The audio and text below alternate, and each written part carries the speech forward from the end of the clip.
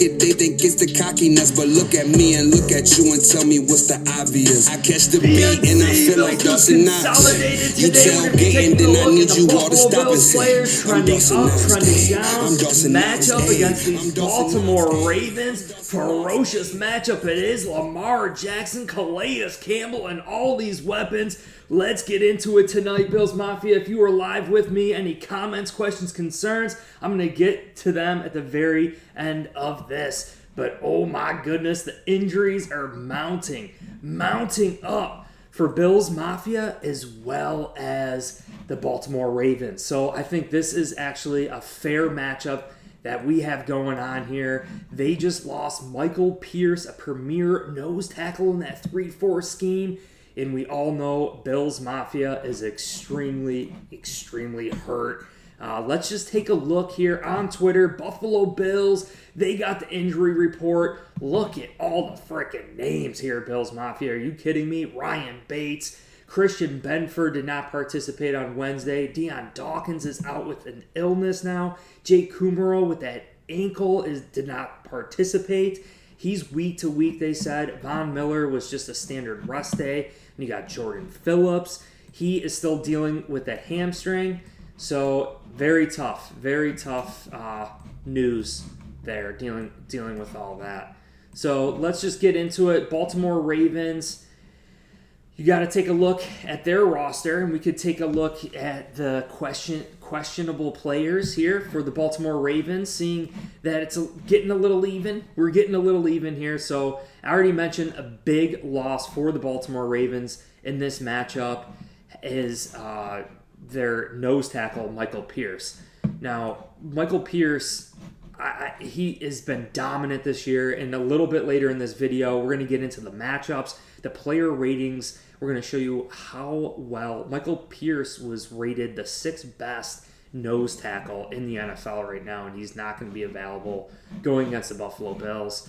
So that's huge. That's huge news for Buffalo, and I think one benefit that we have with injuries, right, is we're injury ridden. And look at Mitch Morris, right? We already mentioned Mitch Morris is questionable for this game for Bills Mafia. We don't know if he's going to go. Now imagine if Michael Pierce was a go and going against, a backup, Kyle Van Rotten, right? It's pretty tough. It's pretty tough.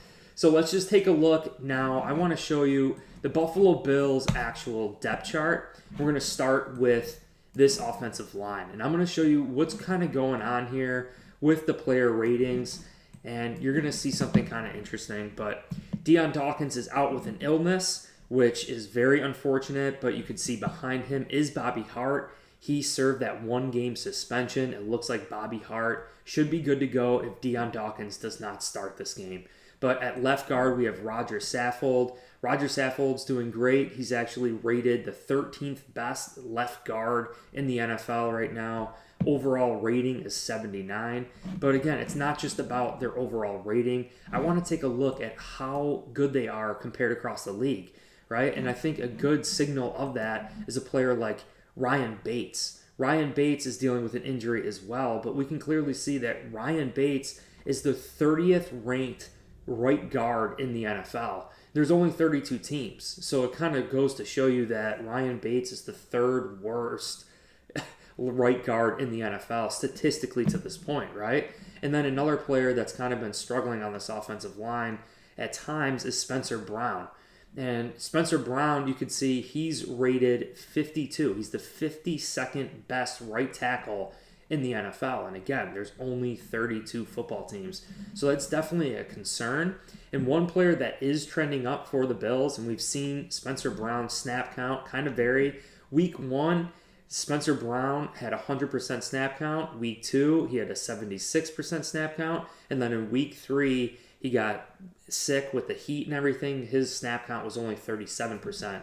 David Questenberry is actually a guy that's trending up for me for the Bills. He didn't start week 1, had no snaps in week 1. Week 2, because he's picking up the slack for Spencer Brown, right? He had a 24% snap count in replacing Spencer Brown. And then he also had a 63% snap count in week 3. He actually almost doubled Spencer Brown's snap count in week 3. And what I saw from David Quessenberry was, a little bit better blocker at times, and I think especially in run blocking, I don't know. I kind of like the difference here between David Quessenberry as well as Spencer Brown. And I just want to see if we can pull up their stats here, right? David Quessenberry is a little bit shorter, right? Here, we'll pull up Spencer Brown first. Spencer Brown, look at the height on Spencer Brown. 6'8", 311 pounds. He's taller. He's a little bit leanier, right? I think he's better in pass blocking. But when we're trying to establish the run or run the ball or going against defensive ends that are a little maybe shorter, stockier, like a Melvin Ingram that can maybe bull rush you, I don't know. Maybe a David Quessenberry would be a better fit for us. David Quessenberry is a little bit smaller in height, but he weighs about the same. So he's like 6'5", and Spencer Brown is 6'8", but they weigh about the same. So he's shorter and he's a little bit stockier.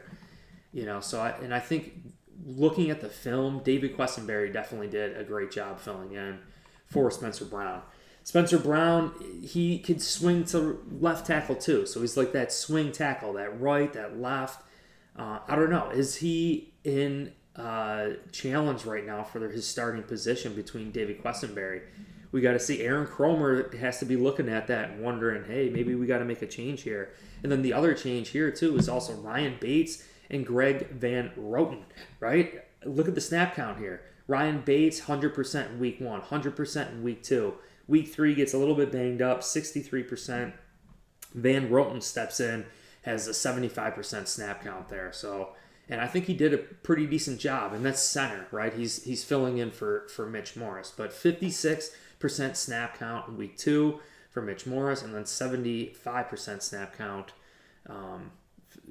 in there too. I think he's doing an excellent job as well. And you guys could see right now he's ranked as the 45 best right, or actually he's playing center, so they're probably looking at the center rating. But he's the 45th best center in the NFL right now. Mitch Morris, just to show you the loss that we have for Mitch Morris. Hopefully he's a go this week, but last week we did not have Mitch Morris blocking Christian Wilkins in this offensive line. But look how good Mitch Morris is. He's the 8th best center in the NFL, and we didn't have him last week. Roger Saffold, the 13th best left guard. My gosh. And then Deion Dawkins, 15th best left tackle in the NFL right now. Kind of middle of the pack, but, with Josh Allen, I'd take that all day long. And then what I want to do is take a look here also at the Baltimore Ravens. Now, let's just take a look at the Baltimore Ravens offensive line and also their injuries. Now, the Baltimore Ravens are dealing with some injuries right now. We could take a look over here on their offensive line. They don't have any injuries, right? So Ronnie Stanley, right?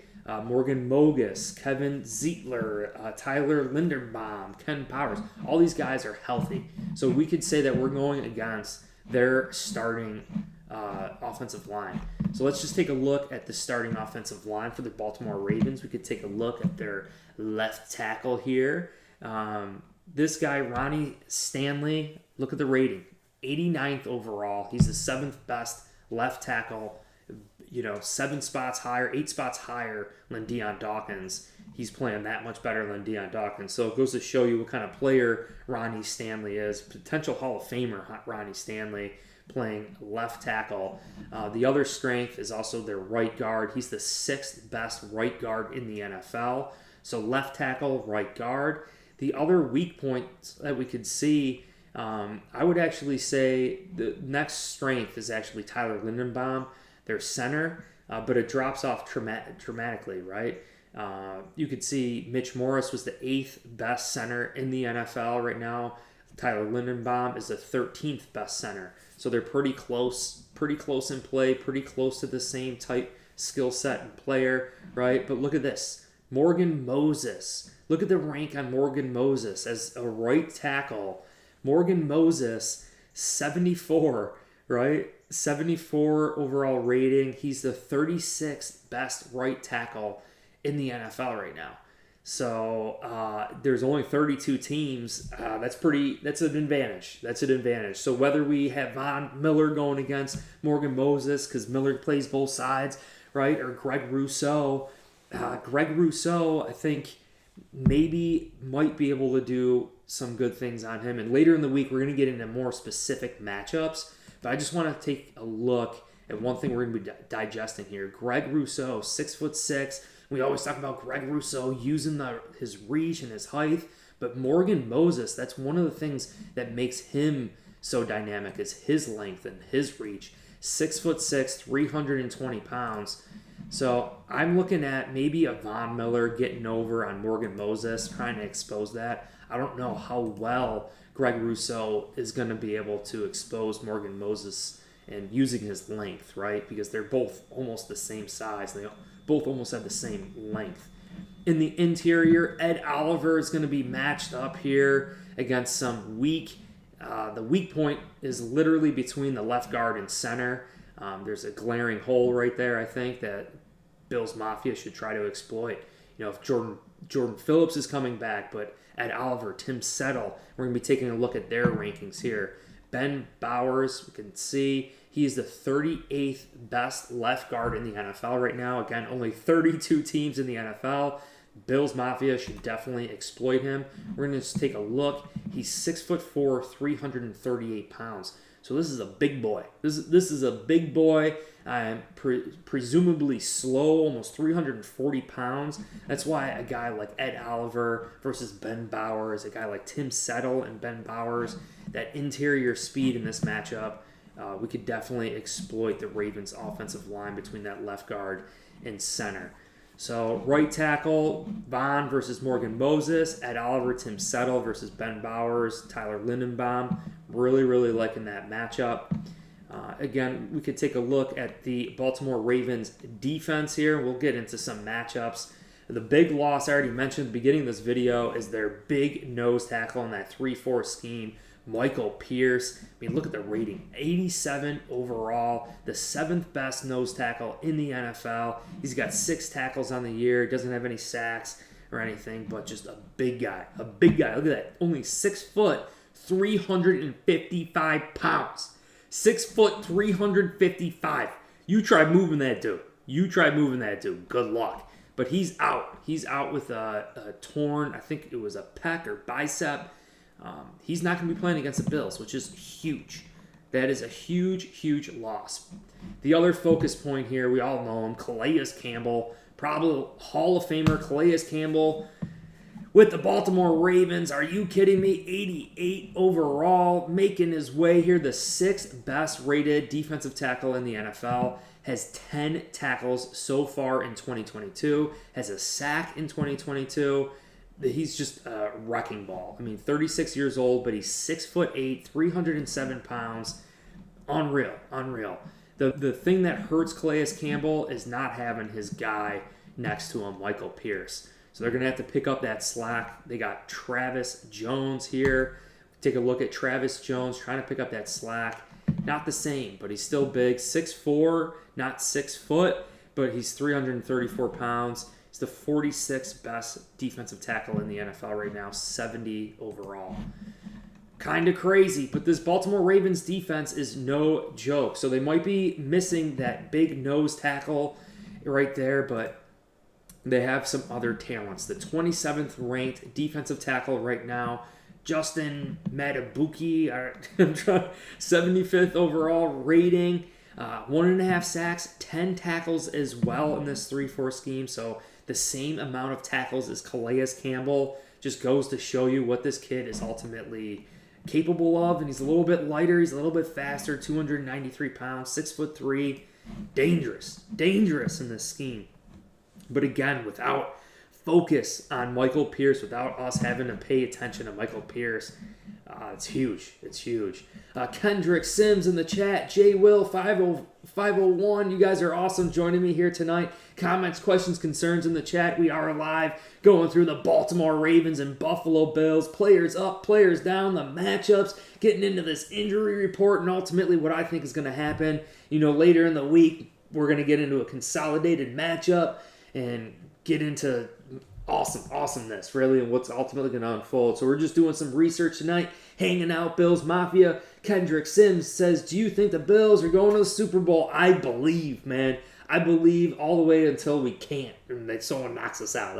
That's where I'm at. Kendrick Sims also says Bills might make the Super Bowl this year. I agree. They're definitely going, Kendrick. I agree. J. Will 501 says we will still don't know if Ronnie Stanley is playing this week. Yep. We'll see. We'll see if he's gonna go. Trick Hewen says, yo, what's up? Dude, I'm having to evacuate due to the hurricane. If you're in Florida, I feel very, very sorry for you, man. Good luck. Dangerous stuff. I'm very familiar with that area, too. I spent a lot of time in Sanibel and Fort Myers. Actually work for a company. We have property right there. It's not fun. And we were there after a hurricane cleanup once. It was crazy. Absolutely crazy. So... crazy, but that's why we're talking Buffalo Bills football. Bills versus Ravens. Buffalo Bills, Josh Allen trying to redeem themselves going against Miami. A heartbreaking loss. You know, road games are so hard to win, and that, especially in that Miami Heat and all that. But no more excuses. Turning the page to the Ravens and this great defense. And there is a glaring hole that I found on this Ravens defense, and I think I know the players that are going to be able to exploit it. So we just got done talking about the Ravens defensive line with those defensive tackles in that 3-4 scheme. Now we're moving on to those outside linebackers that are pretty much defensive ends rushing off the edge, going to be going against Spencer Brown. If he goes, David Quessenberry, Deion Dawkins, Bobby Hart, who's going to be actually starting? But look at the weapons that they have. Justin Houston is there. They also have Jason Pierre-Paul. We all know what these guys are capable of. They're freaks of nature. Then on the opposite side, Adafe Owe.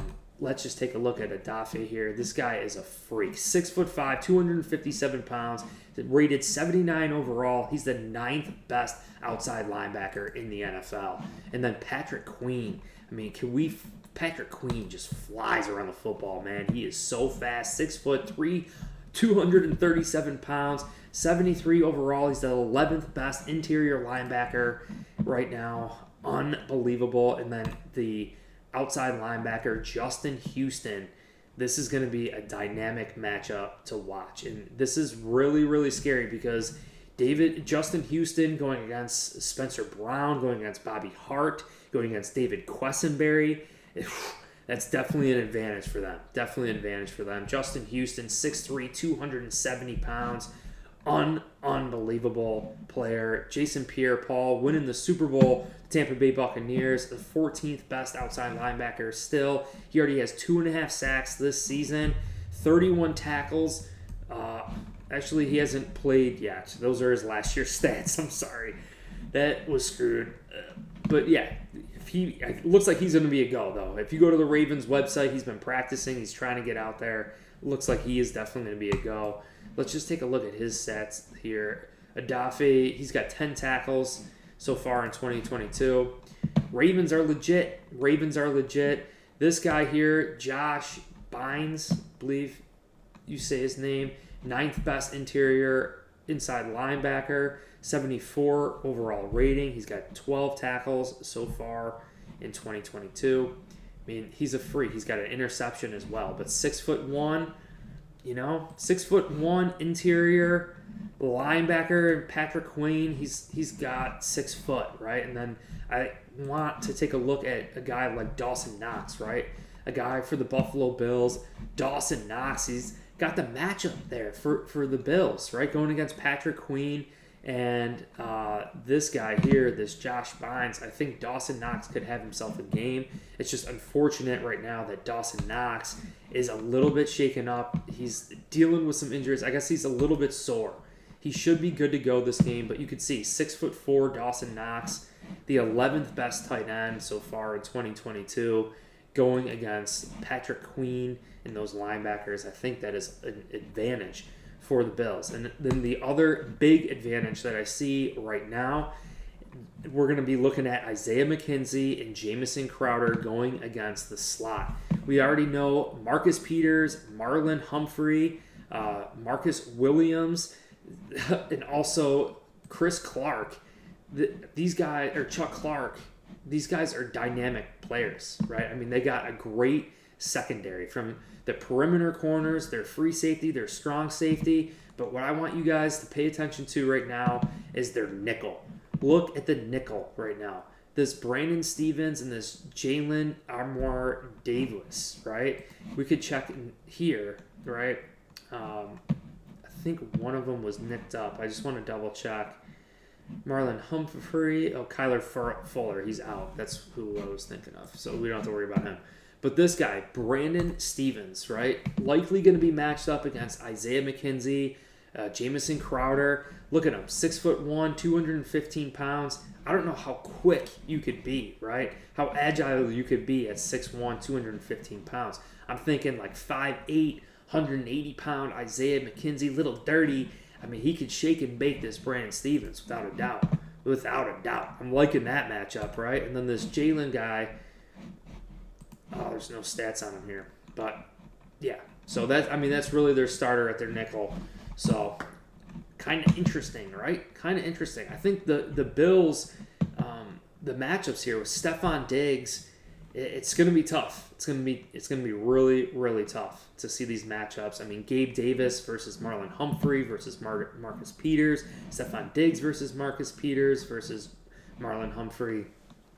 Tough. And then the secondary with that Marcus Williams and Chuck Clark. Woo, baby, Bills Mafia. Woo, baby. That's going to be kind of rough. Kind of rough. So, now, on the other end of this, let's see. I want to look at the Bills. My bad. Bills defense. Okay, so we already spoke about some of the matchups on the Baltimore Ravens offensive line. We can just see how these Buffalo Bills players are stacking up this year. Greg Rousseau, I think he's shown some flashes. He's shown some flashes so far this season, but we're still waiting to see a little bit more. Guys, comments, questions, concerns. That's right. Matt C. on YouTube says, "What's up? I just subscribed to your channel. Let's go, Bills." Appreciate that, Matt. You're the man, dude. I won't let you down. Promise you. D. Rawley says, "We just need our secondary back in, and we're going to be good." Also, the offense needs to capitalize in that red zone. We sure did not capitalize in the red zone against the Miami Dolphins. And I'm actually releasing this one of my videos later in the week here. We're going to be looking at all of the red zone plays for the Buffalo Bills and how the Miami Dolphins were able to shut us out in the red zone. And I really think, just to summarize it, I think we just lacked creative play calling. That's really what it boiled down to. I think we lacked some creative play calling and maybe mixing it up a little bit, maybe trying to run it a little bit more. 63 passes in a game. Josh Allen, woo, freaking crazy, baby. Absolutely crazy. So I just want to get into this Buffalo Bills defense and ultimately what's going on, to give you guys some comparisons here. Greg Rousseau right now is rated the 20th best left tackle in the NFL. So we all know Von Miller, the dominance that Von Miller is bringing at that right defensive end. He's the fourth best right defensive end in the NFL. He's the fourth best defensive end in the NFL.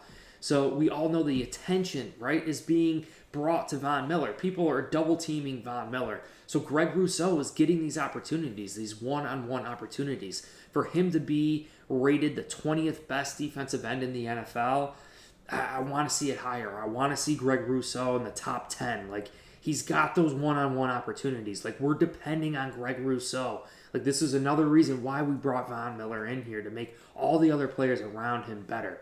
But, of course, Ed Oliver was out last week. Jordan Phillips was out last week. And these guys are making the entire defensive line better, too. Ed Oliver, we could see just how everyone is kind of stacking up here. Ed Oliver is the 15th best defensive tackle in the NFL, and that's without playing last week. Jordan Phillips is the 23rd best defensive tackle in the NFL. Daquan Jones is the 32nd best defensive tackle in the NFL. Tim Settle is the 39th best defensive tackle. AJ Epinesa, check this out, is the 27th best defensive end in the NFL. So AJ Epinesa is only 7 spots behind Gregory Rousseau, and he really has not seen that much snap count and playing time. I think Greg Rousseau is out-snapping A.J. Epinesa at this point in the season. So maybe we consider giving more snaps to A.J. Epinesa. Seems to be doing and making the most of his opportunities. Looking at Matt Milano, Tremaine Edmonds, this nickel defense, Milano's the 15th. Matt Milano and Tremaine Edmonds are rated, they're tied right now, 15th best linebacker in the NFL. They're both rated 83 overall. But I think they've done halfway decent. You know, they've done fairly well, even considering that we just went against Jalen Waddle and Tyreek Hill and Cooper Kupp and Derrick Henry. And, you know, there's a lot coming at him.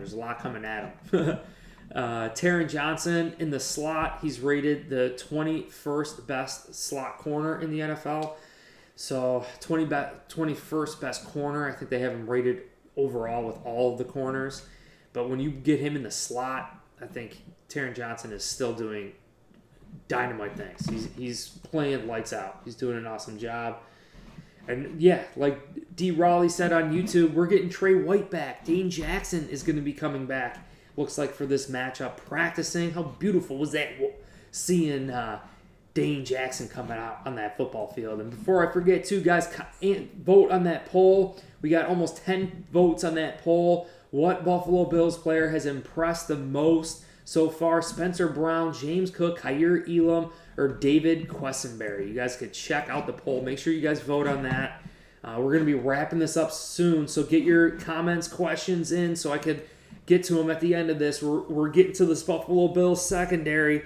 How has this secondary done? Kaiir Elam, Christian Benford, Dane Jackson, Damar Hamlin, Jaquan Johnson. I hope you guys watched my game film study that I released last night. Buffalo Bills secondary versus the Miami Dolphins.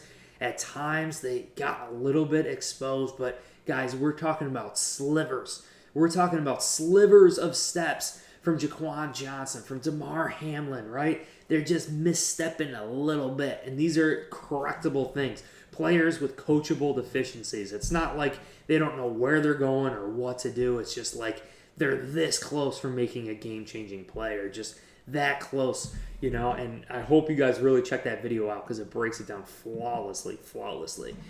You guys can see here, look at Dane Jackson, Kaiir Elam. Xavier Rhodes hasn't played yet, but that's a huge addition for the Bills. And I did release a Xavier Rhodes video, but Xavier Rhodes is an old, savvy veteran. He excels in zone coverage. And a lot of people are like, oh, he fell off. The Vikings got rid of him. They didn't want to pay him. The Colts got rid of him. But keep in mind, Bills Mafia, we're going to be rotating him in and out with Trey White, with Dane Jackson, Kaiir Elam, Christian Benford. Look at all these cornerbacks that we now have that we could rotate in. As the season progresses and as the team gets healthy, you know, he is not going to have the same wear on his body that the Colts put on him, that the Vikings put on him, and they're not going to use him in the same way. Like, we're literally refusing to give up the deep ball. Like, we play zone coverage, we play off. Our corners aren't even looking at the wide receivers when the ball is snapped. The corners are actually looking right at the quarterback, reading the quarterback, and then just kind of playing zone coverage. And if anyone comes in their zone, it's like a zone match, right? If someone comes in their zone, then they cover them. Man, so it's an impressive thing to see. Damar Hamlin, Jaquan Johnson, they have fit in so seamlessly into this thing. Absolutely dynamite. But Dane Jackson is rated the 126th best corner in the NFL right now. Kaiir Elam is rated the 76th best corner in the NFL right now. Xavier Rhodes hasn't played it down in 2022, but they still have him rated as the 45th best corner in the NFL, which is big time. Absolutely big time. You know, I'd take that all day long. And also, Christian Benford is like a 127 overall best corner in the NFL. So, absolutely crazy. I think Bills Mafia, I think we're starting to get a sense of some of the matchups here. I think it's partially, we have to get a gist of our team as well as the Baltimore Ravens, and just ultimately all of our players, how we match up, how they match up. And we all know Lamar Jackson, quarterback Lamar Jackson, basically in a contract year, fighting for extra money, how dangerous that is. We all saw Lamar Jackson in that playoff game running the thing around. And what's so dangerous this year is they're utilizing the RPO. And I really think Lamar Jackson's going to be running the ball like crazy against Buffalo in this game. And, what it does is it delays a Von Miller. It delays a Greg Rousseau. When they fake that handoff to the running back, Greg Rousseau still has to play contain on the quarterback. So Lamar Jackson's going to either hand it off or he's going to take off and run with it. Now, one sneaky thing, remember Shaq Lawson? Shaq Lawson is back in Buffalo. And if you remember, Shaq Lawson played a crucial role in stopping Lamar Jackson when we played him the last time. So keep that in mind. I think Shaq Lawson is a great contained defensive end. Playing at Clemson in college, he just never lost that knack going against the RPO style. He just got a great eye, Shaq Lawson, against that RPO, which is huge. Now, J.K. Dobbins, he is questionable, but they have so much depth at the running back position. Justice Hill, Mike Davis, Kenyon Drake. The Baltimore Ravens are going to come out running the football. Regardless of how successful we have been stopping the run, Derrick Henry only 25 yards, Miami Dolphins only 43 yards rushing. We're stopping the run. We're doing an excellent job stopping the run as a defense, but the Baltimore Ravens are definitely going to test the Buffalo Bills and running the football. Bashad Bateman, great wide receivers, lots of speed. He could high point the football, very dangerous. Then they have the third best rated tight end in the NFL right now, Mark Andrews. Great matchup for Tremaine Edmonds and Matt Milano. Mark Andrews, he's a receiving and run blocking tight end. Like, he's the true dual purpose tight end. And that's what makes him so effective is you assume that he's going to be blocking and he goes out for a pass and he makes an easy catch. So his blocking ability also makes him more of a threat in his receiving game, right? So a lot of tight ends, maybe they're just receivers, and you know for certain that chances are they're not going to block. They're just going to go out for a pass. But if you don't know, like those you block first and then go out for a pass, I'm telling you, those are Mark Andrews and Lamar Jackson's bread and butter this game. So we got to really pay attention to that. And they do use their fullback. We already went over this offensive line. We already mentioned the weak point on this Ravens offensive line is between Ben Bowers and Tyler Lindenbaum, the left guard and center. That's why Ed Oliver and Tim Settle, Jordan Phillips, hopefully anyone with speed can expose them there. Try to get that acceleration right off the ball, get right to Lamar Jackson. That would be huge. Then, of course, Calais Campbell on this defense, and Michael Pierce is out, which is huge. Linebacker Patrick Queen is dangerous. Justin Houston, Jason Pierre-Paul. In the secondary, Chuck Clark, Marcus Williams, Marlon Humphrey, and we already mentioned it, that slot cornerback is an advantage for Bills Mafia. So let's end the poll here before we wrap it up. What Buffalo Bills player has impressed the most? You guys answered. I'm going to post the results. We have Kaiir Elam with 60%, James Cook with 30%, Spencer Brown with 10%, and David Questenberry with 0%. So you guys are most impressed so far out of the list with Kaiir Elam, and I can agree. And one thing I did notice in that game film study is that the Buffalo Bills were not actually using Kaiir Elam to his strengths. And I think this might be a reason why we haven't started Kaiir Elam quite yet either. We were not playing the Miami Dolphins a lot of press to start the game. As the game transitioned, we started playing more press, and you could see how well Kaiir Elam using his length and strength in that press coverage. But again, I hope you guys enjoyed this video. If you did, please consider liking, subscribing. I'm going live during the week, before games, during games, releasing long-form videos, short-form videos, trying to be as interactive as possible, doing all sorts of great stuff here. So we're on Instagram, TikTok, Twitter, every single one. You guys are all awesome, baby. I think this is a great game for the Buffalo Bills to get back on track, heading down to Baltimore. Could very well rain an awful lot, which would not be a benefit for the Bills. I'm really hoping it doesn't rain. The last time it rained in Baltimore was not a good outing with Nate Peterman, 5 interceptions, and holy gosh. And we all know that bad weather really helps the Baltimore Ravens with their running attack and scrambling scrambling quarterback. Go Bills says, glad to have you back. I am back. Bills News Consolidated is back. We rocking out here, guys. Well, I hope you all enjoyed it. I'm actually going to hop live on Instagram right after this, so if you got more, hop over on Instagram. Thanks for joining me tonight. I will check you guys soon. Go Bills!